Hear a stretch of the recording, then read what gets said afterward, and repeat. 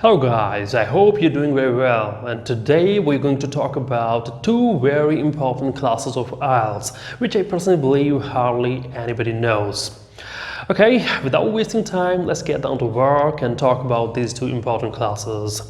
As you already know, IELTS consists of 4 modules: listening, reading, writing, speaking. However, there is a dividing line between listening, reading and writing, speaking. Listening, reading are put into the class of reception. Writing and speaking, these two modules are put into the class of production. Through these two classes, they simply assess our receptive and predictive skills. Okay? And these two classes also give us two different approaches to learning, such as through the reception and production. Okay, firstly we talk about the receptive skills or receptive modules. When we are doing the listening or reading, our brain only receives the information. Then it tries to process that information based on our past collection of the language. If our past collection is quite strong, then we can easily understand the senses. If our past collection, or if in case our past collection is weak, then we may not be able to understand that senses in the same way. Okay, we can better understand this with one example. I'm going to give you one sentence and you need to solve this according to your experience. Okay, two risk-taker friends emerged remarkably unscathed from an accident. Try to solve this sentence. Most of the students might solve this sentence if they have better or strengthened collection, but most of the students find it confusing, may find it confusing, or they can struggle while solving this sentence just because of lack of past collection of the language.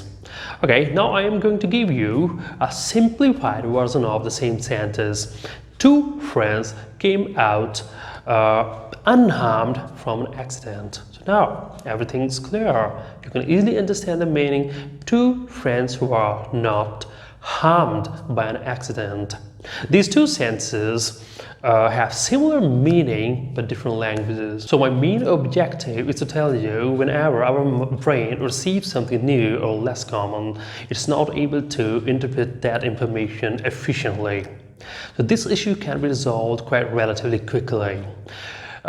Just you need to read as much as you can, and at the same time, whenever you encounter something new words, new phrases, new grammatical elements or structure, try to solve these things in advance so that you become familiar with these all items in advance before going to the test.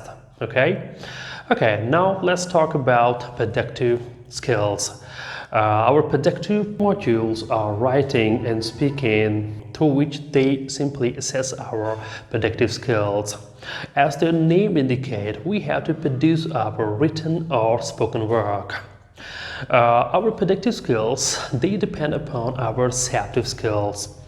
Our predictive skills can be improved very simply if we put everything we receive into practice. Okay, try to use every new word, every new phrase in your own language before booking the exam, okay, so that your these all kind of grammatical range or new words, they become deeply established in your mind just because of the constant practice. Okay, and you become natural writer and speaker. Okay, most of the students find themselves struggling in the written or writing module.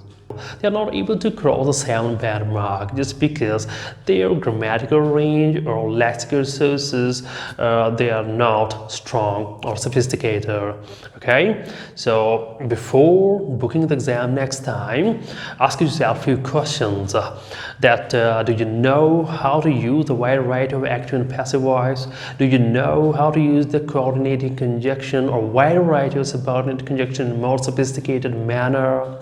Do you know how to use the various forms of conditional sentences in the written work other than if only?